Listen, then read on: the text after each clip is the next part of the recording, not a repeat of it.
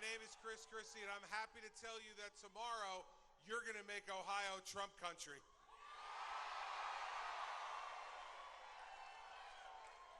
America needs a strong leader to restore our hope and our strength, and there's only one man to do it, and that's Donald Trump. America needs someone in the White House who knows how to create jobs because he's done it, and that man's Donald Trump. America needs a leader who will restore our military and have the backs of the men and women in the Army, and that's Donald Trump. America needs a leader who the rest of the world is going to respect because he's going to make America great again. That's Donald Trump. We do not need what you've had to put up with here in Ohio. We don't need higher spending from government. We don't need bigger sales taxes. We don't need that brought to Washington. We need someone who's going to make government smaller and smarter and working for you, not the other way around, and that's Donald Trump.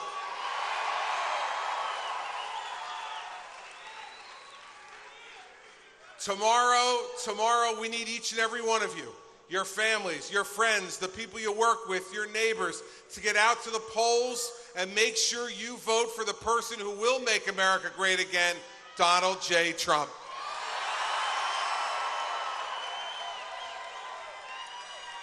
It is so great to see such a great crowd here today. We want you to go home after this, get some sleep, get up tomorrow morning, get to the polls, and make America great again with Donald Trump. So, ladies and gentlemen, it is my honor and my privilege to introduce to you the next President of the United States, Donald J. Trump.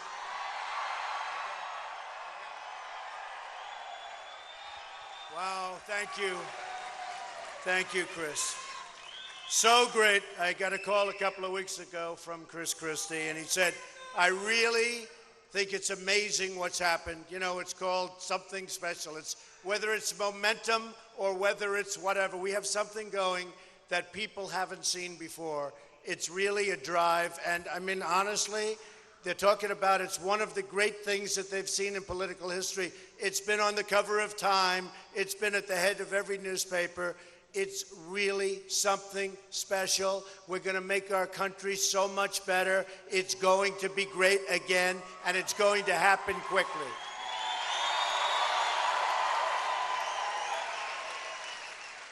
So I just wanted to, I changed my plans a little bit. We're doing great in Florida. We're doing great in Illinois. Missouri, I think we're going to have a tremendous day. And I said, I have to come out here and we have to explain a couple of things because what's going on, I don't know if you read the Art of the Deal, but I worked for a long time in Ohio. And my father and I, when I was very young, I bought a job with my father, and it was a great success. It was in Cincinnati, and it was a great success. It was a horrible job. It was a mess, and I took it over. I fixed it. I worked here summers. I worked here. I'd come out all the time, and we bought it for X, and we sold it for X. And after that, the job didn't do too well, I have to tell you, but we were gone. We were gone. And usually we hold, but this time we did. So it gave me an unbelievable feeling for the people of Ohio. I stayed here, I worked here, and I love the people of Ohio. And it was really one of my first big jobs.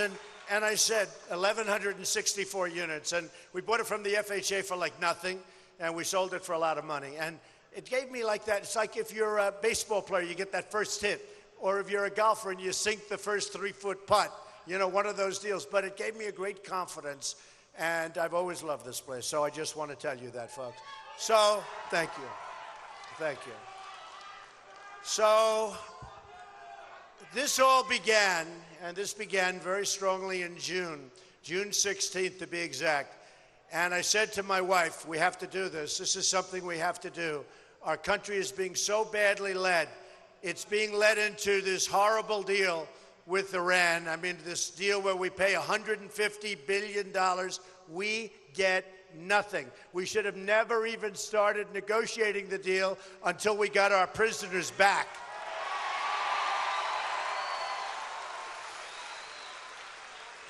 They never once walked. They never once did anything. Constantly, you'd see back in Iran, you'd see the people dancing in the streets before the deal was done.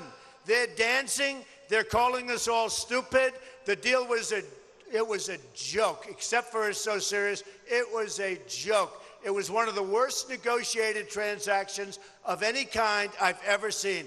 They could have walked. They could have gone in and said, before we start, we need our prisoners back. This would be 3.5, 4 years ago. And they would have said no, the Persians being great negotiators, they would have said no. And then we get up and we walk and we go out and we double up the sanctions. And within 24 hours, they would call back. They said, we're giving you back the prisoners. Then we go in a second time and we say, listen, we have a problem. We owe $19 trillion. We can't give you the $150 billion back. Can't do it. Sorry. And I tell that story, you know, actually some of the media, who, by the way, are the most dishonest people on earth, okay? The worst.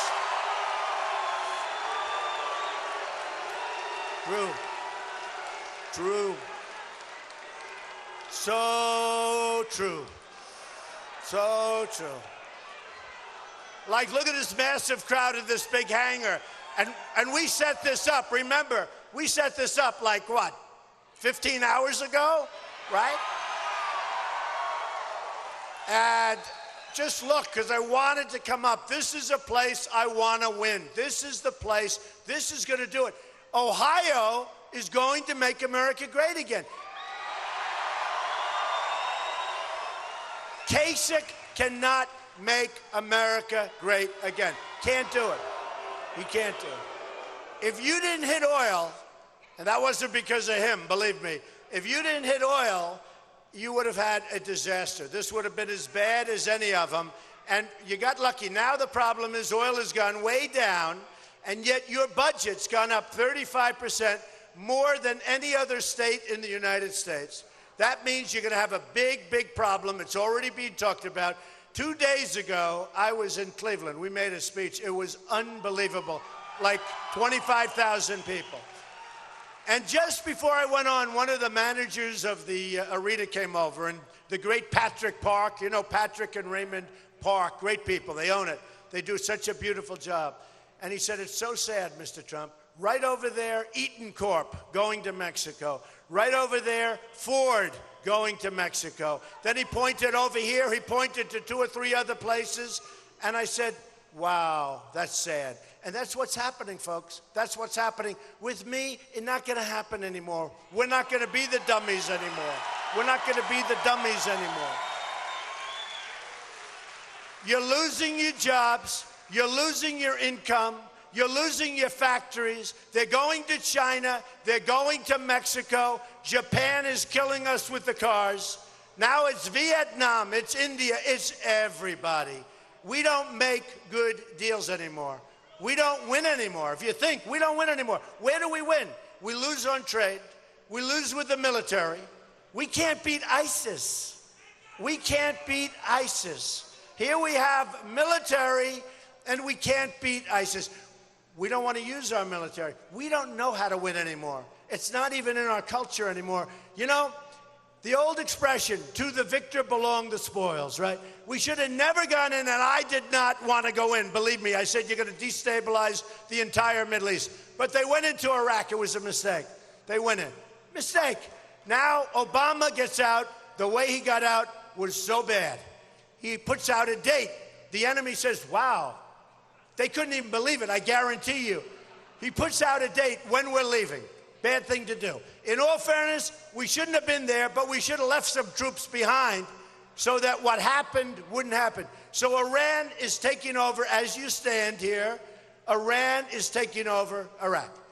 Iraq has the 2nd largest oil reserves in the world. So the Iran deal, I used to say one of the greatest deals I've ever seen is the Iran deal. But actually, the greatest deal I've ever seen is what happened just now. Iran is taking over Iraq. 2nd largest oil reserves in the world. That's the greatest deal. They've been fighting with Iraq forever.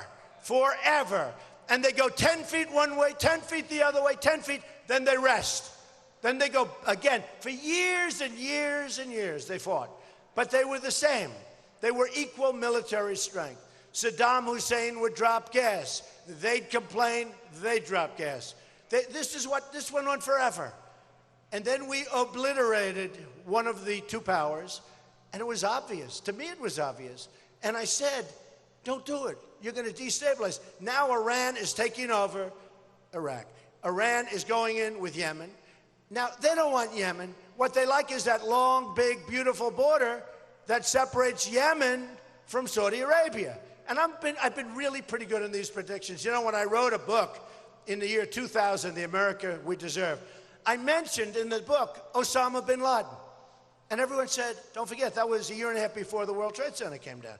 And everyone said, I don't believe it. One of the big announcers in the morning, great guy, he said, wait a minute, because they brought the book. They said, you know, Trump was talking about Osama bin Laden before he knocked down the World Trade Center. And the guy said, no way, let me see. They looked at the book. That's right. That's what I did. We had to take him out. We had opportunities to take him out. So I'm pretty good at the prognostication. And I'll tell you, 4 years ago, and a lot of you are supporters, and you're supporters before I did this whole crazy political thing, okay? We've been supporters and friends for a long time. But you've seen, I said, take the oil. I didn't want to be there, but now we're there. I said, you're going to leave, take the oil, take the oil. I kept saying it. And they said, you can't take the oil. What a terrible thing. This is a sovereign country. This is a country that was blown off the face of the earth. Sovereign. You had the leaders that we left behind were totally corrupt. They were totally corrupt. Horrible. Horrible. These were corrupt people. That's what happened with ISIS. They wouldn't include these people. And ISIS turned out to be a lot tougher and a lot smarter than the people we chose. They didn't include them. So who has the oil? Iran has the oil, and ISIS has the oil. What do we have? We spend years there. $2 trillion in cost. $2 trillion. Thousands of lives. Wounded warriors who we all love all over the place. What do we have? We have nothing. If our leaders would have gone away, elect them president, tell them to go away to the beach and just sun themselves for 4 years, we would have been better off. Now, Saddam Hussein was not a good person. Who cares? I'll tell you what he was great at, killing terrorists. He would kill terrorists. Now Iraq is Harvard University for terrorists. You go to Iraq, you want to be a terrorist, you go to Iraq. It's Harvard. That's what they do. They kill. We don't do. They develop terrorists all over the place now. It is far worse than it was before we started. Now, in the meantime, we have our country. It's crumbling. You look at our airports. You look at our hospitals. You look at our roads and our highways. You look at our bridges, they're falling down. You look at our schools. Our country is falling apart. We've become third world in many respects. You know, you go to Dubai, you go to Qatar, you go to some of these places, and you land at airports, and you say, oh, man, look at this airport. I was in Qatar, and they were touring me the airport. They were showing me this beautiful airport, and I said, Akbar, named Akbar, good guy, nice guy. I get along with everybody. You have to get along. But they were showing me the head of the airline, wonderful guy, Mr. Trump, and this is this, and this is that, and here we have this, and we have spas for the people. I said, this is beautiful. He goes, no, this is just temporary. The real airport is being built over there, and he points to there's 40 cranes building the most incredible airport. And then I get back on my plane, I land at LaGuardia with potholes all over them, right? We're becoming third world. You look at what's going on. So here's the story, folks. So important, you got to vote tomorrow. You got to vote. If you have a headache, if you're dying, if you just went to your doctor, although that would cost too much because Obamacare, you know. We're repealing and replacing Obamacare. That I can say.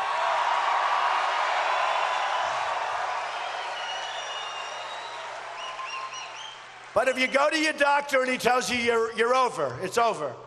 It's just done. You're done. You're going to be dead in 3 weeks. Doesn't matter. Get out tomorrow and vote. Think about your children. Think about your family. Get out tomorrow and vote, okay? You got to do it. You got to do it. So, you know, it's a movement. It's a movement like they haven't seen. I'll tell you what, the cover of Time, 4 times in the last couple of months, take a look.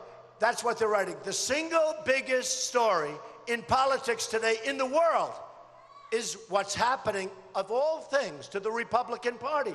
We had a party that was obsolete. We had a party, Mitt Romney couldn't run for dog catcher. This guy was a disaster. We had a party that should have won the last election. We had the wrong person. You know, it's interesting. I backed McCain, he lost. I backed Romney, he lost. I said, this time we're going to do it ourselves, folks. We're going to do it right. We're going to do it right. We got to do it right. So the biggest story in politics worldwide, it's all over the world, it's a movement, is what's happening with the Republican Party. So here's the story. You know, I've won many, 15, 16 states. I think we're going to have a great day tomorrow. Great day. In fact, the one that's closest looks like you. Get out and vote. But we're going to have a great day. I think we're going to have a phenomenal day. Florida's looking fantastic. Florida's really looking. Well, look, you have a senator that doesn't show up to vote. How would you like to have a senator who doesn't show up to vote? I mean, he doesn't come in. So you can't have that either. But Florida's looking really, really fantastic. And, you know, they have a little bit of the same characteristic. You have Rubio, he doesn't vote, that's real bad stuff. And your governor is absentee. He goes, listen to this, because I know, because I was there, but I go back and I still work. You know, I have a job, right? You got to do your job. So your governor, Kasich, if you look at him, and I'm being totally impartial, he goes to New Hampshire. He's living in New Hampshire. Living. Where's Chris? Is Chris around? Even more than Christie, he was there. Where's Chris? Right? Even more. I hated to do that, but I had to make my point. But he goes to New Hampshire. He lives there. He loses badly. He gets killed. I win in a landslide. Okay, I win New Hampshire. I love the people of New Hampshire. They gave me my first big victory, and it was early on. Everybody wants to win Iowa so they can win New Hampshire. I won New Hampshire. Then we go South Carolina. I'm not supposed to win that because it's heavily, heavily evangelical. But I'm a great Christian, and I understand evangelical. And evangelical is smart, and they don't want to remember Ted Cruz. I call him Lying Ted Cruz. He's lying Ted Cruz. And he walks in with his nonsense. He walks in with that, you know, phony stuff. And he lifts the Bible up high. And he said, here I am, I'm Lying Ted Cruz. And he puts the Bible, and then he starts lying for the whole night. Any position you have, he knows what your position is. He tells people the opposite. What he did to Ben Carson, who just endorsed me, by the way, Dr. Ben. Great guy. But in Iowa, Ben was doing really well, and I was doing really well. And Ted Cruz said Ben Carson had just quit the race. And the voting hadn't even come close to ending. And he convinced him. And then right after the race ended, he called him and apologized. Give me a break. And I don't think Ben has ever forgotten that or forgiven that or whatever. But Ben endorsed me 2 days ago, and that's a great endorsement. That to me. And you know who else endorsed me, which I think you'll like? Sheriff Joe Arpaio. When Sheriff Joe endorses you, that means you're tough on the borders, believe me. Sheriff Joe. So we had Sheriff Joe, and he endorsed. And we had Sarah Palin, who was so great. She endorsed. And Jerry Falwell Jr. from Liberty University, so great. And maybe Jerry, I think, really helped me with the evangelicals. So we go to South Carolina, and that's going to be Ted Cruz country. That's Lying Ted Cruz country. And we go, and everybody says he's going to win. And who wins in a landslide? Trump. And who gets the military, the vets, because when they're leaving, they do the polls. I won with the military. I won with the vets. I won big with the evangelicals. I won big with everybody. I won with women. I won with men. I won with highly educated. I won with less than highly educated. We won with every single category. So it's been great. Same thing with Nevada. We go into Nevada. I win with Nevada in a landslide. But the big thing is this. I go there and I say hello to the people that work at the polling booths. And a woman comes up to me in New Hampshire. She said, you know, Mr. Trump, I've been doing this for 40 years. And in 40 years, we used to have like 3 people come in and there another 3, 4 people. And it was just very light. We have lines. And I looked at the lines. The lines were 5 blocks long, 5 abreast coming in to vote. We've taken in millions and millions and millions of people within the Republican Party. They came out from the Democrats. They came as the independents. And I'll tell you, the thing I'm most proud of is, and I see it when I sign and when I shake hands with people, every 20th person says to me, you know, Mr. Trump, I've never, ever voted before. We're talking about 40-year-old people. We're talking about 50. Are you going to vote? And you never voted before? Thank you, man. That's so cool. But who's never voted before and just voted? Wow. Wow. And you're all voting, right? I'm telling you. I'm telling you. They just said it on one of the stations coming in. It is a phenomena. It is, and it's phenomenal. But it is a phenomena. So many people. They said, I've never wanted to vote because I've never seen anybody I wanted to vote for, okay? So we have the Democrats, and we're up millions and millions and millions of votes. And, you know, it's sort of interesting. I watched Lion Ted a little while ago, and he was saying, I'm the only one, you know, with the, you know, I always say he's a good debater, but he can't talk. He says, I'm the only one that can beat Trump. I beat him 5 times. I'm the only one. You know, it's like a professional debate artist, and yet I've won every debate. I don't understand it. But, no, according to Drudge, who's an incredible guy, Drudge, they do the polls after the debates. Every single debate, Time Magazine, Drudge, all these different places, they do polls after the debate. I think I've won every single one for every single debate, really. But Lion Ted goes, I've got to tell you, I'm the only one that can stop Trump. Nobody else. I've beaten him 5 times. And then I said to myself, is anyone going to speak up? Nobody speaks up. So at the debate, do you remember?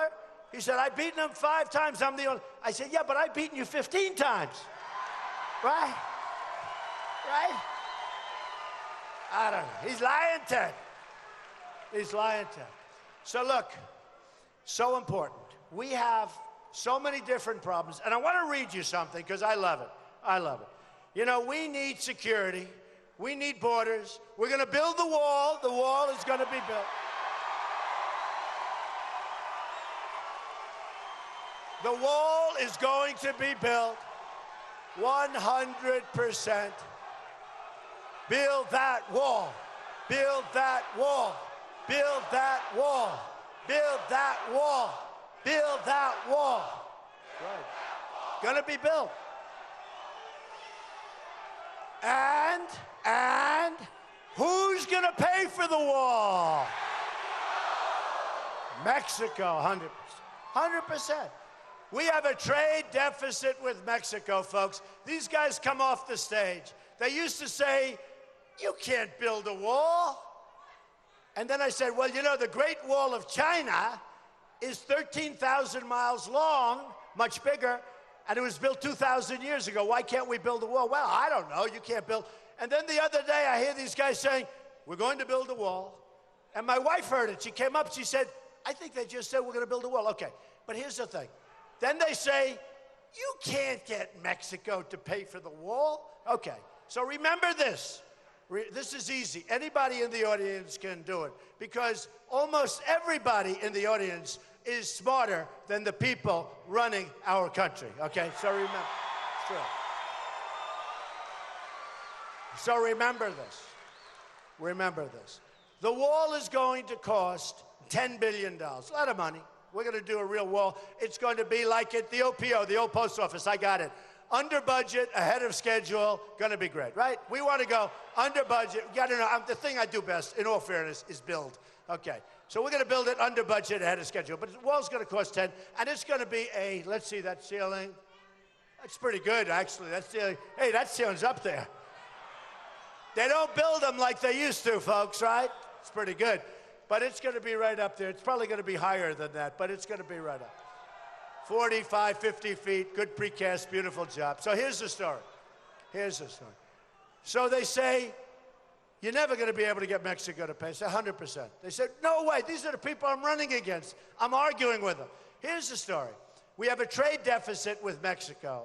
A year, $58 billion, right? The wall is going to cost $10 billion. That's a peanut compared. They're going to pay for the wall, folks. So when you have $58 billion advantage in trade and you want $10 billion to pay for the wall, now there's various ways they can do it, and I'm not pushy. I'm a very, very unpushy person. They're going to pay for the wall. So easy, okay? So easy. You probably saw the other day Vicente Fox, the ex-president. And what did he do? He threw out the F-bomb. If I threw out the F-bomb, I would get these people, I would get the electric chair, okay? They would say, it's the electric chair. He threw out, nobody even talks about it. But what he did is good, because he said, there's no way we're going to pay for the you-know-what wall, okay? Vicente, there's no way, he said, and really angry and arrogant. He said, and I love Mexico. I love the people of Mexico. I have thousands of employees and over the years, Hispanics, and I win in the polls with the Hispanics. You saw that in Nevada.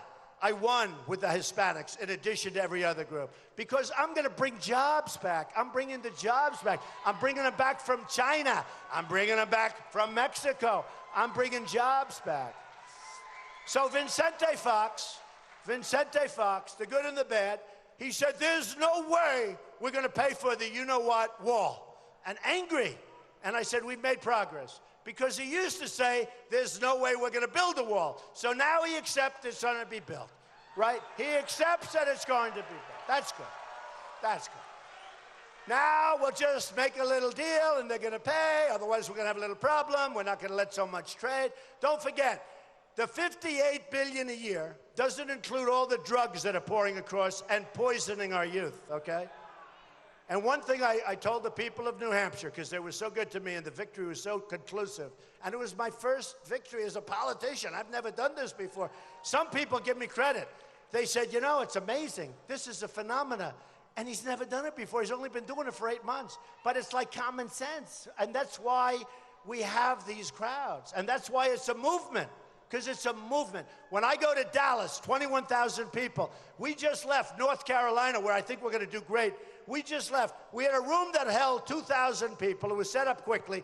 It held 2,000 people. They had between 9,000 and 10,000 people outside listening, and that we had to send away. There's something going on. Okay. So here's the story. We are going to do things that the country isn't used to doing. It's called, we're going to win. Win. It's very simple. Win. So I want to read you this because I love it. I don't know. Some of you may have heard it. I haven't done it much, but I love doing it. I love reading it. It was written by Al Wilson a long time ago, and it was actually a song and a little upgrade. Maybe we do a little upgrade, but I think it's great. So we have a tremendous problem with terrorism, and we have a tremendous problem where, and I don't know if you agree with me, but we cannot let people into our country that we don't know who they are, what they are doing, where they are. They have no paperwork. We can't do it. And we can build in Syria, we can build a safe zone, and we'll do that. And I want to get Saudi Arabia, I want to get Gulf states to pay. They have so much money that you wouldn't even believe it. And they're not paying. We're paying for everything. We always pay. You know, people think we spend a lot on our military. We spend a lot taking care of all these rich countries that don't reimburse us properly. South Korea, I love South Korea. I love Japan. But Japan, if we get attacked, Japan doesn't have to do anything. If Japan gets attacked, we just started World War III. We have to go in and defend them. What kind of deals are these that we make, folks? So we're going to, don't worry, we're going to make these good. But we talk about terror, and we talk about terrorism, and we talk about remember this is for what I'm going to read. We talk about the wrong people coming into our country, right? And we can't allow it. And I love you. Look at this crowd. I love you. I mean, this is amazing. Okay, are you ready? And this is called the snake. A snake, oh, snake, right? On her way to work one morning, down the path along the lake, a tender-hearted woman saw a poor, half-frozen snake. Her pretty colored skin had been all frosted with the dew. "Oh, well," she cried, "I'll take you in, and I'll take care of you. Take me in, O tender woman. Take me in, for heaven's sake. Take me in, O tender woman," sighed the broken snake. She wrapped him up all cozy in a curvature of silk, and then laid him by the fireside with honey and some milk. Now she hurried home from work that night. As soon as she arrived, she found that pretty snake she'd taken in had been revived. She was happy. "Take me in, O tender woman. Take me in, for heaven's sake. Take me in, O tender woman," sighed the broken snake. Now she clutched him to her bosom. "You're so beautiful," she cried. "But if I hadn't brought you in by now, heavens, you might have died." Now she stroked his pretty skin, and then she kissed him and held him tight. But instead of saying thank you, that snake gave her a vicious bite. "Take me in, O tender woman, take me in, for heaven's sake. Take me in, O tender woman," sighed that vicious snake. "I saved you," cried the woman, "and you've bit me. Heavens, why? You know your bite is poisonous, and now I'm going to die." "Oh, shut up, silly woman," said the reptile with a grin. "You knew damn well I was a snake before you took me in." Right? Right?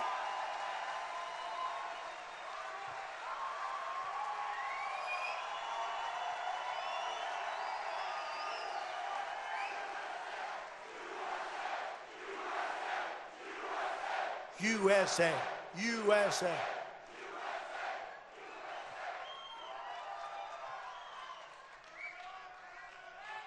So we don't know what we're doing, folks, and we have to learn. We're going to make America great again. We're going to do a few things, and I'm going to go over them quickly, but the main thing I want you to do tonight, go home, go to sleep, get a good rest, go out tomorrow. You got to beat Kasich. He's not going to be a great president. He's not going to be strong. He's weak on the borders. Remember, when he was a congressman, he signed NAFTA. NAFTA destroyed Ohio. It destroyed Ohio.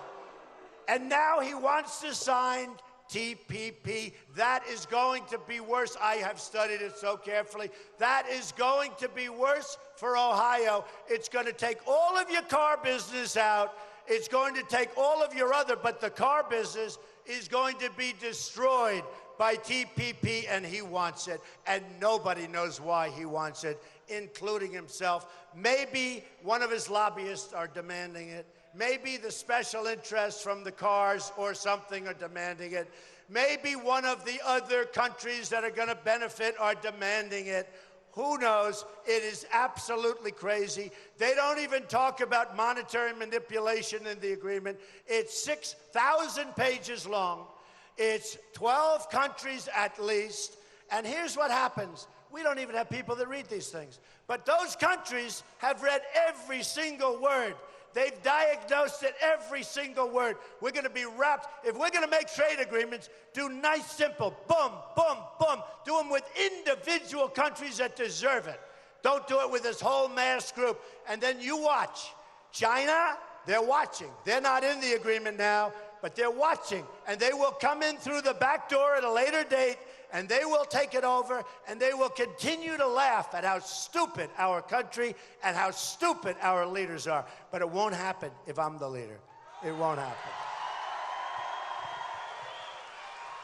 And remember look. I love China. China's great. I love Mexico. It's all great. Their leaders are too smart for our leaders. Our leaders don't have a clue. So think of China. Think of China. Trade deficit, $500 billion. Then these stupid people say, and I'm a conservative, but I'm a common sense person. And I like to say I'm a common sense conservative. Look, I'm very conservative on the military. I'm very conservative with the veterans. The veterans are going to be taken care of, folks. Okay? Really. Better than ever before by a factor of 10. I'm very conservative on the border. Nobody, remember, Sheriff Joe, nobody is like me on the border. I'm very conservative on health care. I'm conservative on Second Amendment. We're going to keep our Second Amendment. We're not playing game. Very, very. But when it comes to trade, I love free trade. See, a true conservative only wants free trade. And that's good if you have smart people negotiating for you. But we don't. We don't. We have the opposite. I'm trying to be nice. We have the opposite. So here's the story. Here's the story. We're going to have great agreements. We're going to have great agreements. We're not going to have agreements where they're good for certain people. I'm self-funding my own campaign. I'm putting up my own money. When that big plane flies into Ohio, you know who's paying for it? Trump is paying for it. Not a special interest. I'm paying for it. And let me tell you, it's expensive. But I'm paying. Made in the USA. It's called Boeing. Made in the USA. But look, but I'm paying for it. I'm self-funding. And I don't know if I get credit for that. I've spent, a lot of money on the campaign. By the way, here's the beauty. Like in New Hampshire, I spent $2 or $2.5 million. I came in first in a landslide. Other people, one in particular, spent, I think it was $50 million, $58 million, came in fifth or sixth. Who do you want as president? I mean, when you think. Wouldn't it be nice? Wouldn't it be nice, seriously, if we could spend the least and get the best result? Wouldn't that be nice? I mean, in education in the world, 30 countries, the United States is number 30, but it's number 1 on cost. So, cost per pupil. So we are number 1 on cost. And by the way, cost per pupil, not even close. We are so much higher than number 2 that we don't even talk about number 2. So we're number 1 on cost, and we're the worst in terms of the education we produce. You have Norway, Sweden, Denmark, China, some countries that you never even heard of before. And they're ahead of us in education. So we're going to change it around, folks. We're going to have strength. We're not going to have, and let me just tell you, I don't know if I get credit for self-funding my campaign. But these guys, they're not stupid people. They're not stupid. You ask, how did they make a deal so stupid? They're not stupid. Their lobbyists told them to make it. They are totally controlled by their lobbyists and by special interests. So when I tell Carrier, which just announced they're moving, Carrier, guess what? This is your president. Now, this is not very presidential. My wife said, the last debate, and Ivanka said. Anybody ever hear of Ivanka? Yes. They said, Dad, you're doing great in the debates, but do me a favor. You're really ahead. Act presidential tonight. I said, what does that mean? She said, act presidential. In other words, when they come at you with things, just stand there and act president. Now, let me tell you, and I told this to the press, I can be more presidential than any president the United States has ever had, except for Honest Abe Lincoln. He's tough with the top hat. I can't do it. Honest Abe, I mean, he was seriously president. Honest Abe, I don't think I can beat Honest Abe. I've never said that before, that I can't beat somebody. I don't think I can act more presidential than Honest Abe. Now, I said, so what does that mean? Well, that means when they come at you with the barbs and this, I said, I can't do that. But I did. In the last debate, I was proud of myself. I did, and I won that debate. I won that debate, according to the poll. But look. So they say act president. So I'm going to tell you this isn't presidential, because I'm not supposed to be doing it. You're president of the United States, but you know what? I'm more interested in having jobs in this country than I am acting presidential, okay? Now, I have Carl Icahn. I have some of the greatest business people in the world, and we have the best negotiators. We have the best business people. But I have Carl Icahn. I have great people. But this is too easy. I just want to do it myself. So Carrier announced that they're getting rid of 1,400 jobs. I buy Carrier air conditioners. I buy Train. I buy a lot of them. Buy a lot of air conditioners. I buy a lot of televisions, you know, they all come from South Korea. We don't make televisions anymore. Used to be we had Zenith. We had RCA. We had GE. We don't have anything anymore. They're all made over in South Korea. A little bit Sony, not much. They've lost their way. But they're all made over in South. I order thousands and thousands of televisions. And I say, can we buy them in the USA? We can't. So it's pretty tough. So here's what happens with Carrier. They announced they're moving, and I'm not happy. Because what do we get out of it?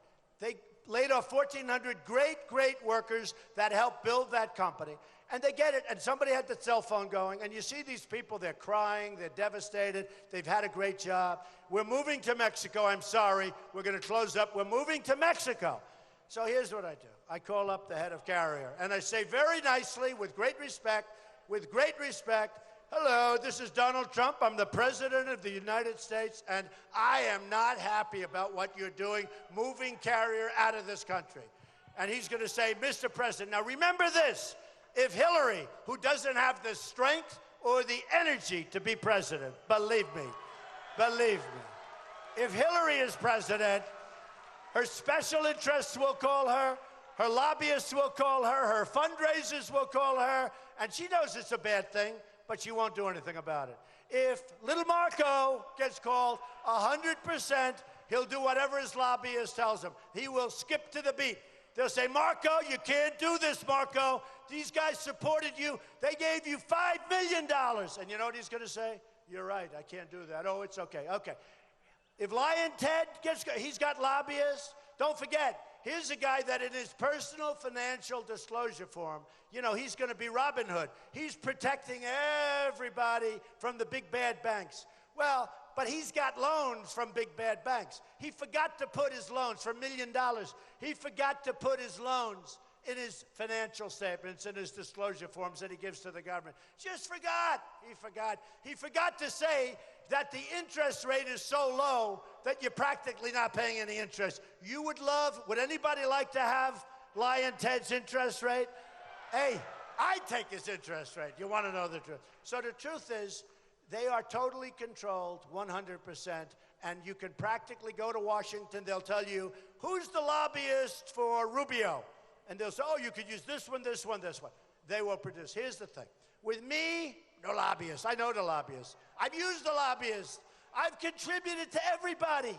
I put in the greatest personal financial statement in the history of the United States government, almost 100 pages, an unbelievable company, tremendous cash flow, very little debt, or I wouldn't be running. Can you imagine if that were bad? You would have heard from those guys. They were looking at that statement. They are so upset how good it is. I built a great company. They are devastated. They are so dishonest, disgusting, and they are devastated. So here's the story. Here's the story. Only because I could give it to Carl Icahn or one of the very great negotiators too, but it's too easy. I want to do it myself. I love doing this stuff. So I'll call Carrier. I'll get the president on the phone. They'll say, the president of the United States is on the phone for you, sir. Oh, yes, okay. So let me just tell you something, Mr. President of Carrier. Here's the story. You ready? And this applies to Ford. This applies to Nabisco that's moving out from Chicago, and it's moving into Mexico, and I'm not eating Oreos anymore. So here's the story. Here's the story. I say, because it's just too easy, I have to do it myself. I know it's not presidential. I'm not supposed to be calling up air conditioner companies, right? But I'm going to do it. So here's the story. I'm going to tell them, congratulations on your move. I hope you build a beautiful facility. I wish you a lot of luck. Good luck with your employees. The 1,400 people that were fired are all devastated, and they're right now working part-time jobs because you can't get good jobs in this country, because our good jobs are all gone, by the way. So good luck with you. I just want to tell you one thing, though, before I hang up. Every air conditioning unit that is made by Carrier that crosses our now very strong border is going to be taxed at the rate of 35% per unit. Okay. All right? Every single one. Now, with the other guys, he'll get one of the lobbyists and they'll forget it. And here's what he's going to say. Mr. President, sir, Mr. President, I say, you have 24 hours to call me. You let me know. I will get a call within 24 hours, and here's what's going to say, 100%. This isn't like 95%. This is 100%. I will get a call, and he'll say, Mr. President, Carrier Air Conditioner has decided to stay in the United States, okay? 100%. And maybe they'll build a new plant, and maybe they'll build a new factory, and maybe they'll do lots of things, and I don't care where they build it as long as it's in our country, right? But they're staying. And we're not going to let these other countries manipulate their currencies. These countries are manipulating their currencies, making it impossible for all of you to compete and for your companies to compete. That's why you're closing up companies all over Ohio. That's why your steel industry is a disaster. I'll bring it back. That's why your coal industry in Ohio is a disaster. I'm going to bring your industry back. You're going to have clean coal, whether you're in Kentucky or West Virginia or Ohio. We're going to go back and we have technology now, and we're going to have clean coal. Your coal industry is dead. Your steel industry is dead. Your governor is totally overrated. He hasn't done a thing. And without oil, you would be in worse shape than any other state in the union, believe me. So I'm going to ask you to get up tomorrow and vote. And I'll tell you the bottom line. You are going to be so happy. You're going to remember this evening, and you're going to remember tomorrow when you vote. And you're going to say it was the single greatest vote that you have ever cast. You're going to be proud of your president. I'm you. You're going to be proud of your president. You're going to be so proud of your country. And we're going to start winning again. We're going to win with our military. We're going to make it so good, so strong that nobody's going to play games with us. Nobody's going to mess with us. The vets, we're going to win with our vets. We're going to finally take proper care of our vets. We're going to win at the border. We're going to win with the Second Amendment. We're going to win with getting rid of Common Core and having great education. We're going to win with health care. We're going to terminate Obamacare. We're going to have something that's so much less expensive and so much better. We are going to win, win, win. We're going to win so much. You are going to be so proud of your country again. I love you, Ohio. You can make the difference. You can make the difference. Tell your friends, vote for Trump. I promise you, I am going to do such a great job. You will look back 2 years from now, 10 years from now, 20 years from now, you're going to say, that's the single greatest vote I ever cast. We're bringing your business back. We're bringing your jobs back. Thank you, Ohio. I love you. Thank you. Thank you. Thank you. I love you.